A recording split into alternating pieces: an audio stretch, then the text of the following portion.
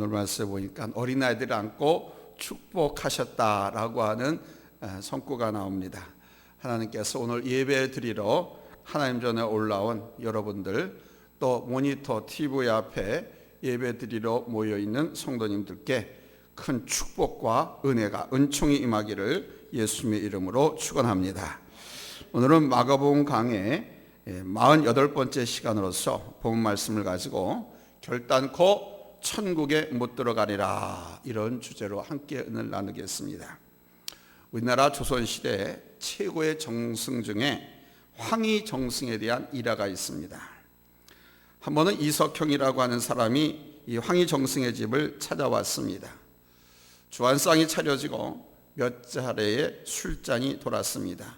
그런데 갑자기 막 밖에서 시끌벅적하더니 웬 아이들이 막 우르릉 이렇게 지금 대감들이 이야기하고 있는 방으로 몰려 들어왔습니다. 놀다가 아무도 없는 줄 알고 놀이마당처럼 그 방 안으로 뛰어들어온 것이었습니다. 이 아이들이 버릇이 없다고 이 황희정승께서 화를 낼 줄 알았는데, 황희정승은 조금도 화를 내지 않고 오히려 주안상에 있던 맛있는 과자들을 집어서 그 아이들에게 주었습니다. 그런데 그 모습이 이상하게 보였던지 이석형이라고 하는 분이 황희정승에게 물었습니다. 아니, 대감의 손자들입니까? 아닙니다. 저 아이들은 우리 집에서 일하는 하인들의 아이들입니다. 에? 하인들이 아이요? 이석형은 더 깜짝 놀라서 물었습니다. 아니 대감, 아니 종놈의 자식들이 저토록 무례하게 하는데도 혼도 안 내시고 그냥 두신다는 말입니까? 그랬더니 이 황희정승이 이렇게 말을 했습니다. 아무리 종의 자식이라도 저 아이들 하나하나는 하늘이 이 땅에 보낸 귀한 사람들입니다. 비록 하잘것없는 하인들의 자식들이라도 이 황희정승은 아주 귀하게 여기고 그들을 막대하지 않았다는 얘기입니다. 어느 시골 마을에서 마을 회의가 열렸습니다. 회의가 열리기 한 30분쯤에 한 사람이 회의가 열리게 될 이 회관에 와서 이렇게 봤어요. 문을 빼꼼히 열고 보니까 어른 한 사람도 없고 아이들만 옹기종기 모여서 놀고 있었습니다. 그래서 그 사람은 아무도 없네, 아직 왜 아무도 없지? 그리고는 그냥 문을 닫고 나가버렸습니다. 그리고 또 한 10분쯤 지나서 한 어른이 와가지고 문을 열어서 안을 들여다보더니 왜 아무도 없지? 아무도 없네, 아이들이 놀고 있는데. 그러고 가버렸습니다. 이 방 안에서 놀고 있던 아이들은 어른들의 그 말을 이해할 수가 없었습니다. 아니 우리가 이렇게 놀고 있는데 왜 아무도 없다고 그러고 저 그냥 가지? 어린이에 대한 무관심이나 혹은 어린아이들을 아예 무시하는 모습을 단적으로 보여주는 이야기입니다. 오늘 우리는 예수님께서 어린아이들을 어떻게 생각하시는지, 어린아이들에 대한 우리 예수님의 생각, 그거를 보여주시는 말씀을 읽은 겁니다. 이 말씀은 어린아이들에 관한 말씀입니다만 오히려 우리 주님께서는 이 말씀을 통해서 우리 어른들을 가르치고 계십니다. 우리 주님의 가르치심을 오늘 말씀을 통해서 받을 때에 우리 심령에 큰 은혜가 임하기를 바랍니다. 자, 이제 본문으로 들어가 보겠습니다. 첫째는 이 제자들의 모습을 통해서 어른들의 관점을 발견해 보려고 합니다. 자, 본문 13절 우리 한번 같이 읽겠습니다. 13절 찾으면 아멘합니다. 합독하겠습니다. 시작. 사람들이 예수의 만져주심을 바라고 어린아이들을 데리고 오매 제자들이 꾸짖거늘. 사람들이 어린아이들을 데려왔어요. 이유는 예수님께서 안수해 주시기를 바라는 마음으로. 근데 제자들이 꾸짖었다고 합니다. 마태복음에서는 사람들이 예수께서 안수에 기도해 주시길 바라고 어린 아이들을 데리고 왔다, 이렇게 밝히고 있습니다. 자기 자식들, 자기 자손들이 잘 되기를 바라는 것은 모든 부모의 공통된 마음입니다. 그런데 제자들은 그 부모가 데리고 온 아이들을 꾸짖었다고 말합니다. 이 꾸짖다라고 하는 단어는 아주 매우 강한 단어입니다. 심하게 책망했다는 겁니다. 화를 내면서 야단을 쳤다는 겁니다. 제자들은 실제로 그 부모들이 예수님께 어린아이들을 데리고 가까이 가지 못하도록 하기 위해서 그들을 붙잡고는 다시 떠밀듯이 데리고 와, 저리 가 하면서 밀쳐냈다는 거예요. 제자들이 왜 그랬을까요? 간단히 말해서 제자들은 아이들에게 문제가 있다고 본 것입니다. 아이들에 대한 편견, 선입관이 있었는데 그 부정적인 선입관을 갖고 있었던 겁니다. 제자들은 일반적인 시각으로 어린이들을 보았습니다. 자, 왜 그랬을까요, 제자들이? 첫째, 그것은 어린아이들은 완전히 의존적이라는 생각을 가졌었기 때문입니다. 이 아이들은 너무 어려서 다른 사람이 데리고 예수님께 올 수 있어야 하는 그런 어린아이들이 자기 스스로 올 수 없는, 또한 어린아이들 때문에 다른 사람들의 피해를 보게 된다는 생각을 했었던 것 같습니다. 그래서 제자들은 어린아이들을 귀찮은 존재로 생각을 한 거죠. 두 번째는 그 아이의 부모들이 자기 자식만을 안수해달라고 예수님께 데리고 온 거잖아요. 그러니까 자기 자식만을 귀하게 여기는, 특권의식을 갖지 않고 있는 것은 아닌가, 여기에 대한 의심을 가졌기 때문에 제자들이 막았다는 것이죠. 세 번째는 어린 아이들은 일을 잘되게 돕거나 일을 하는 존재가 아니라 일을 그르치는, 방해하는 존재로만 여겼기 때문이죠. 제자들은 바로 이 점이 어린아이의 가장 큰 문제 중에 하나라고 생각을 했습니다. 일을 하는데 방해가 되고 가끔은 그 중요한 일을 망치기도 하는, 아이들은 부산에 정신이 없어요. 그래서 어른들이나 다른 사람들로 하여금 자기들에게도 정신없게 하고 방해가 된다고 생각했기 때문에 꾸짖듯이 붙잡아서 떠밀어서 내쫓았다라는 거예요. 여러분, 혹시 제자들의 이 모습이 우리들 속에 있는 모습은 아닙니까? 아이들은 귀찮은 존재이고 내가 하나님께 은혜 받는 일에 방해가 되기 때문에 마땅히 조용히 해야 돼. 구석에 처박혔어. 아이들은 아직 아이이기 때문에 우리 어른들이 하는 일에 아무 도움이 되지 못한 존재로 생각하고 있지는 않습니까? 어른들의 입장에서만 보는 어린아이들, 귀찮고 번거로운 아이들이라는 생각은 혹시 안 갖고 있습니까? 그래서 언제나 뒷전에서 조용히 해야 하고 꾸짖음의 대상이 되는 아이들의 모습이 우리 어른들 속에 있지는 않습니까? 자, 그럼 어린 아이를 향한 예수님의 모습은 어떠했을까요? 본문 14절에서 예수께서 모시고 노하시어 이르시되 어린 아이들의 내게 오는 것을 용납하고 금하지 말라. 하나님의 나라가 이런 자의 것이니라. 이렇게 말씀했습니다. 예수님께서 제자들이 하는 그 모습을 보고 심히 화를 내셨습니다. 분노하셨습니다. 왜냐하면 부모들이 예수님 만져주시길 바라고 어린 자녀들 데리고 오는 것을 제자들이 꾸짖고 못 오게 하였기 때문에 그 꾸짖음의 대상이 아니거든요. 또 예수님께서 언제 어린아이들 오지 말라고 제자들에게 막으라고 그렇게 지시한 적도 없잖아요. 그래서 화를 내셨습니다. 제자들이 어린아이들을 못 데리고 오도록 꾸짖은 것은 아마도 좋게 생각하면 피곤하신 예수님, 지금 엄청 힘드시잖아요. 사역하느라고. 안수기도 한 번만 하면요, 안수기도에 능력 있는 주의 종들은요 엄청나게 힘듭니다. 그렇지 않은 사람들은 이렇게 저렇게 해도 힘 안 들지만 안수기도에 능력이 있는 사람들, 기도하면 그 능력이 나가서 예수의 이름으로 병도 고치고 죽은 자도 살아나고 귀신도 쫓아내고 삶의 문제 해결하는 그런 능력 있는 기도를 하는 사람들은 몹시 피곤합니다. 예수께서 그런 사역을 하셨었거든요. 그러니까 좋게 생각하면 피곤하신 예수님을 이 아이들이 번거롭게 해드리지 않아야 되겠다, 이런 생각이었을 거예요. 나쁘게 말하면 어린 아이들을 무시했기 때문일 것입니다. 그래서 예수님께서 그런 제자들을 보고 분노하셨습니다. 시키지도 않은 짓을 한 거거든요. 예수님의 마음, 예수님의 생각은 알지도 못하고 자기들의 선입견을 가지고 이렇게 꾸짖고 못 오게 했어요.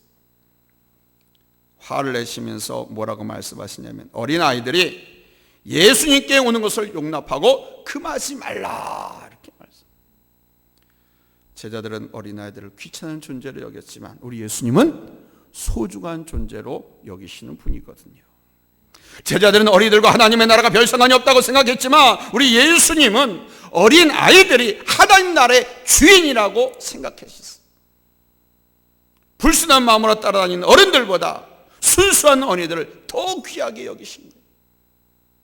여러분, 예수님이나 하나님 입장에서 보면 그분이 우리를 만드셨잖아요. 그러니까 어른이나 아이나 똑같아요. 하나님의 자녀는 자녀니까. 우리들이 생각하기에 어른의 영혼하고 아이의 영혼의 가치가 다릅니까? 전 어린아이의 영혼이 더 가치가 뛰어나고 더 월등하다고 저는 생각합니다. 예수님 그렇게 생각하고 계셨던 거예요. 어른들은 되게 불순한 의도, 어떤 기복신앙이라든가 축복받거나 천국 가고 싶은 어떤 목적을 가지고 예수님께 나오기도 하고 신앙생활을 하기도 하잖아요. 그런데 어린아이들은 그런 어떤 불순한 의도라든가 계산, 이걸 따라서 신앙생활을 하는 게 아니거든요. 예수님은 어린아이들을 더 귀하게 여기셨어요. 그래서 오늘날 교회가 어른들에 대해서만 관심을 갖고 어린아이들에게는 무관심하면 아마 예수님께서도 그런 교회는 아마 분이 여기시면서 화를 내실 겁니다. 책망하실 겁니다. 교회는 어른 못지않게 어린이들에게 관심을 가져야 합니다. 아이들이 마음껏 예수님을 가까이 할 수 있는 환경과 교육이 이루어져야 됩니다. 그래서 그런 교사들 기도 많이 하고 준비하고 또 열심히 공부해서 또 그런 공간, 환경을 교회에서 제공해 줘야 돼요. 예수님을 가까이 가 예수를 배우고 신앙을 성장할 수 있도록 그런 환경을 잘 조성해 주도록 교회는 모든 지원을 아끼지 말아야 돼요. 아울러 우리가 그렇게 해야만 우리 교회가 미래가 있는 겁니다. 우리 교회의 미래는 바로 그 어린 아이들에게 달려있는 거 아닙니까? 우리는 조금 신앙 하려다가 천국 가면 그만이고, 요즘 아이들이 예수님을 얼마나 멀리하고 있습니까? 교회보다는 세상 문화에 더 적극적이고 더 좋아합니다. 그래서 교회 어린이 사역이나 청소년 사역을 하는 사람들은 더 열심히 해야 됩니다. 옛날에는 세상이 교회보다 더 세상 문화나 오락거리가 없었어요. 그래서 교회를 모여드렸습니다. 근데 지금은 컴퓨터나 게임기라든가 세상 여러 가지 오락 프로그램들이 모든 어린이들 청소년들의 마음을 다 빼앗아갑니다. 그러니까 교회에 안 오려고 합니다. 예수님을 가까이 안 하려고 합니다.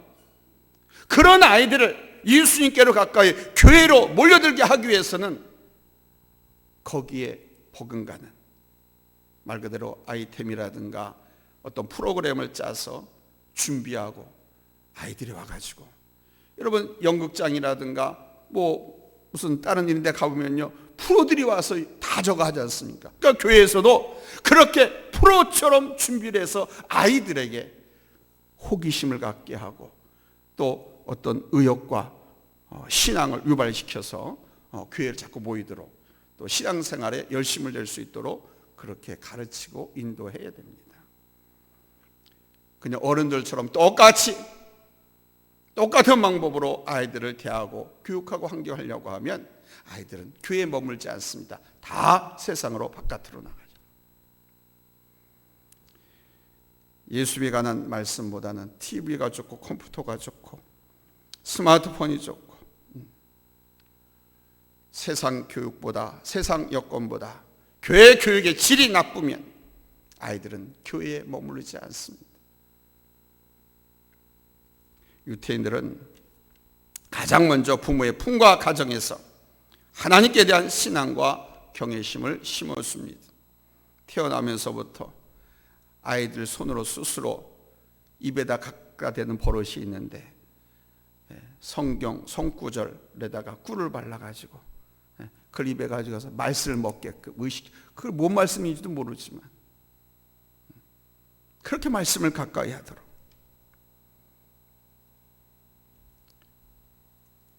가정에서 그렇게 키운 다음에는 회당에 보냅니다.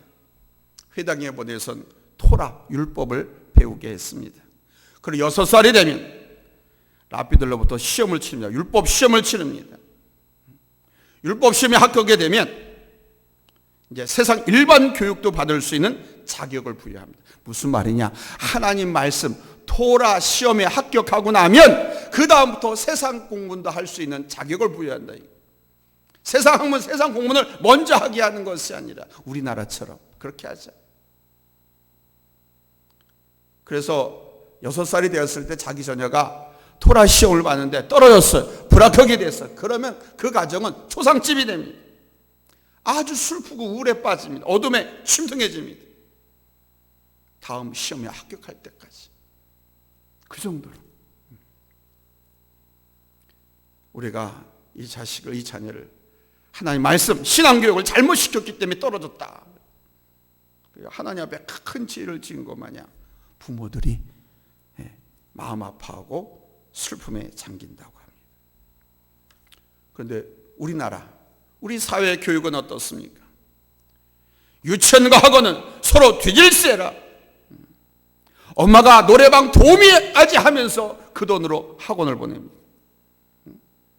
혹 못 보내면 그걸 너무 마음 아파하고 그걸 하며 친 것 마냥, 각 TV에도 그런 나오잖아요. 학원, 과외 한 번 못 보냈다고. 그렇게 하고 싶었는데 그가 학원이나 과외 한 번 시켰으면 더 좋은 대학교에 들어갔을 텐데. 그러면서 아쉬워가 아파하잖아요. 그런 부모가 그 자녀가 교회 안 다니는 거, 예수 안 믿는 것은 가슴 아파하지 않습니다. 세상 교육을 받는 데는 엄청난 비용을 지출합니다. 그러나 신앙과 영혼을 걱정하면서 자녀에게 성경책 한 번 제대로 사주는 부모가 별로 없습니다. 여러분, 예수님은 어른들의 시각으로 아이들을 보지 않으셨습니다. 예수님은 어린아이들의 영혼을 귀하게 여기셨습니다. 뜨겁게 사랑하시고 어린아이들을 뜨겁게 축복해 주셨습니다. 하나님의 나라는 이들의 것이다라고 말씀하시면서 축복해 주셨어요. 바라기는 우리 예수님께서 어린아이를 이렇게 귀하게 여기고 축복하시는 이런 모습을 가지고 어린 아이들을 섬기고, 또 그렇잖아요. 하나님께서 우리에게 보내주신 선물이죠. 하나님의 자녀지. 내 몸을 통해서 나의 가정에 보내주신 거고 또 우리 교회에 보내 하나님의 자녀들인 거예요. 그냥 귀하게 여기고 잘 섬겨야 돼. 그 섬기는 건 딴 거 아닙니다. 예수님을 가까이 하고 예수님을 잘 배울 수 있도록 환경을 만들어주고 지도해주고 서포트해주고. 아멘. 우리가 그런 모습으로 어른들로서 신앙의 자세를 가졌습니다. 자, 그럼 세 번째로 어린아이들 같이 아니하면 결단코 천국에 들어가지 못하리라. 그래서 이 어린아이들 같이라고 한 말이 무엇을 의미하는 것일까요? 하나님의 나라가 이런 자들의 것이니라. 이런 자들, 어린아이들의 것이라. 하나님의 나를 어린아이같이 받들지 않으면 결단코 들어가지 못한다. 자, 이 말씀이 무엇을 의미하는 것일까요? 첫째는 바로 이 어린아이들에게서 하나님 나라 국민의 성품을 배우기 때문입니다. 어린아이들은 아주 심플하잖아요. 단순하잖아요. 이것저것 따지도 않습니다. 가르쳐주면 그대로 받아들입니다. 스포츠처럼. 보는 바가 밝고 아주 깨끗합니다. 생각하는 바가 정결합니다. 그리고 그 행하는 바는 아주 순수합니다. 잊지 마십시오. 천국은 바로 이런 사람들의 것입니다. 아멘. 또한 어린아이들은 순결하잖아요. 숨김도 없고 가장도 없고 허세도 욕심도 없이 어린아이들은 정직합니다. 천국은 숨김도 가장도 허세도 욕심도 정직한 순결한 사람들의 것인 줄로 깨닫기를 바랍니다. 그래서 천국은 어린아이 같지 아니하면 결단코 들어가지 못한다라고 말합니다. 자, 그럼 이 말은 누구에게 하는 걸까요? 아이들에게 하는 걸까요? 어른들에게 하는 말일까요? 우리 어른들에게 하는 이야기죠. 골던이라고 영국의 장군이 있었습니다. 이 사람은 아프리카에서 그 식민지를 많이 삼았잖아요, 옛날에. 그 영국의 그 개척 임무를 담당하는 아주 독실한 신앙인이었습니다. 그 하루는 꿈을 꾸었는데 꿈에 예수님이 찾아오셔가지고 골든 장군의 집을 구경시켜 달라. 좀 보겠다. 너무 기쁜 거죠. 예수님께서 우리 집에 오고 우리 집을 좀 구경시켜달라. 너무 기뻤습니다. 그래서 기쁜 마음으로 안내를 했습니다. 이리저리 이방 저방 이 집 이것저것 다 이렇게 보여드렸는데 한 문 앞에 가서 그 문을 예수님께서 열라고 하니까 떡하니 못 열게 이 골드 장군이 꿈속에서 얘기입니다. 꿈속에서 막아서면서 예수님께 말씀드렸습니다. 주님, 이 방은 너무 남잡하고 아주 어지럽고 더러워서 보여드릴 수가 없습니다. 이 방은 창고 같아요. 창고인데도요 정리를 안 했어요. 너무 지저분합니다. 그때 주님께서 보자, 그걸 보자, 열어라. 안 됩니다, 주님. 열라니까 안 됩니다 하다가 꿈이 깼다고 그래요.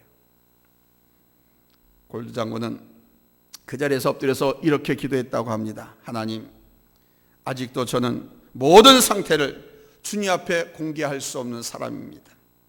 아직도 내 안에 보이고 싶지 않은 구석이 있습니다. 감추고 싶은 구석이 있었음을 아시고 불쌍히 여겨주세요. 용서하여 주세요. 하나님 앞에 그렇게 당당하지 못하고 떳떳하지 못하고 온전히 다 보여드리지 못했다는 거죠. 가장과 허세.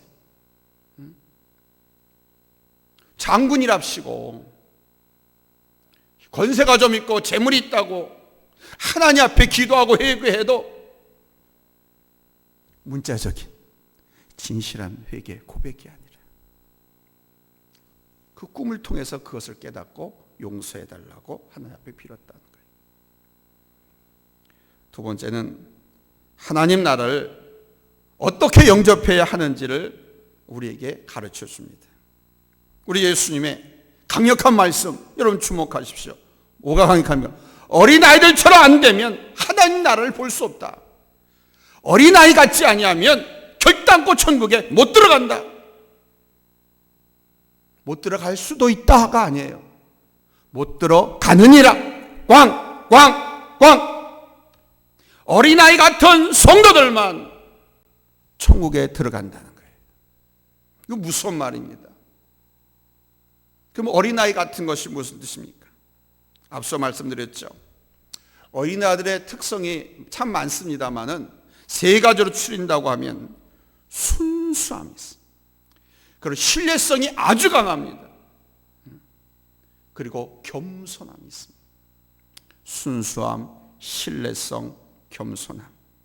그래서 가장 낮은 자의 상징으로 어린아이를 가리키는 거예요. 어린아이들은 우리 어른들과 달리 그 마음이 깨끗하고 순수함. 그리고 어린아이는 무슨 말을 할 때 의심하지도 않고 그대로 받아들이고 그냥 신뢰합니다. 그러니까 우리 어른들이, 아니 모든 성도들이 하나님 나라에 들어가려면 어린아이들처럼 겸손하고 순수한 믿음으로 예수님을 환영하고 영접해야 한다는, 그리고 하나님의 말씀을 의심하지 말고 믿어야 하는 것입니다. 한번 따라서 합시다. 하나님 말씀을 의심하지 말고 믿자. 어린아이들처럼 겸손하고 순수하자. 이 세상에서요, 아무리 나이가 많고 높은 곳에 지식을 가졌어도, 아무리 큰 부자라도 우리 하나님 앞에서는 어린아이처럼 겸손하고 순수해야 됩니다. 생각해 보세요. 이 세상에 존재하는 모든 피조물 누가 만드셨어요? 하나님. 그래서 하나님을 조물주라고 그래. 창조주 하나님이라고 그래. 그 창조주 하나님이 우리 아버지예요. 하나님 아버지라고 그래요. 그러니까 아무리 나이가 많은 백발의 할머니 할아버지라 하더라도 하나님 앞에서는 어린 아이에 불과한 거예요. 그래서 절대로 하나님 앞에서, 말씀 앞에, 교회 앞에서 겸손하라. 겸손하라는 겁니다. 말씀 맺겠습니다. 여러분은 제자의 시각을 가졌습니까? 아니면 예수님의 시각을 가지셨습니까? 오늘도 우리 주님은 어린아이 같은 심령을 갖고 나오는 분을 사랑하시고 그런 분을 도우시는 분이심을 믿으시고 절대 우리 주님 말씀을 신뢰하시고 겸손하게 순종하고 세상의 다른 신학이나 이단 사상에 물들지 않는 순수한 신앙으로 자기 자신의 믿음을 지키면서 날마다 신앙생활에 승리하는 우리 성도님들의 다 되시기를 예수님의 이름으로 축원합니다. 할렐루야. 어린아이 같은 신앙으로 똘똘 뭉쳐야 천국에 들어갈 수 있습니다. 우리 주님이 인정하시고 사랑하시고 축복하십니다. 아멘. 결단코 천국에 들어가지 못한다고 그랬어요. 그러나 뒤집어서 얘기하면 어린아이 같은 사람은 반드시 천국에 들어간다. 할렐루야. 어린아이 같은 신앙으로 삽시다. 기도합니다.